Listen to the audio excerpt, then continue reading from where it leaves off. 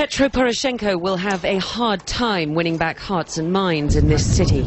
As the people of Donetsk sweep up the debris of their homes and livelihoods, they are hardened against a president they say is killing his own people. We are Ukrainian, but they kill us, this man says. So we probably need our own country, because these people in Kiev, they are not brothers for us.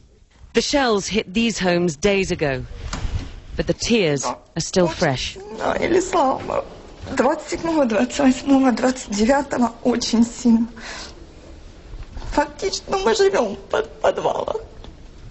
We live on the ground. It was so hard for 2 weeks, especially for 27, 28, 29th. But only today it's quiet. Извините, я пойду. Sorry, I need to go. 2 people were killed outside this block of flats last Wednesday. One of them was a 50-year-old woman, the other a 34-year-old woman.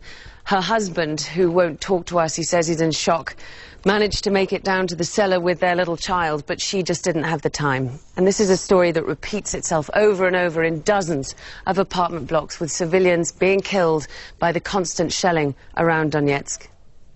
The city's trauma hospital is filled with the civilian wounded, shrapnel embedded in the flesh and bone of market sellers' legs, the broken limbs of pensioners far too old to run. There was one war, and this is the second war, this old lady tells me. I was born in 1940 in World War II, and I will probably die before this war is over. Valentina Popova in the next-door ward lost her leg and her arm to indiscriminate artillery shells.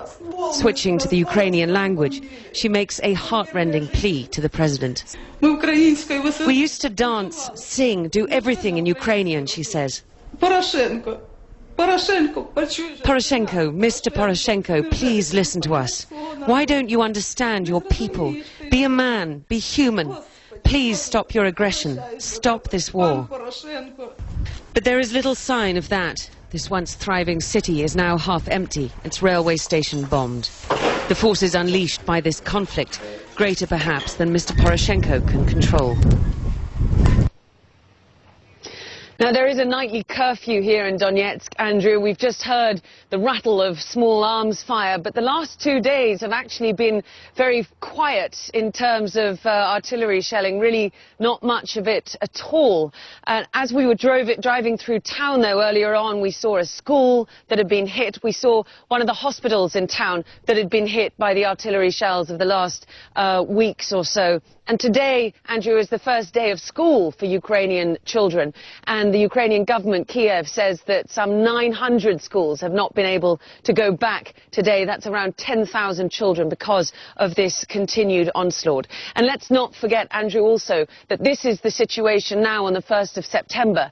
But this country gets extremely cold in the winter. Mr. Putin has his fingers on the gas and on whether Ukraine gets that gas or not. And that is really a time when you will see the humanitarian situation deteriorate drastically. Andrew? And still no end in sight to the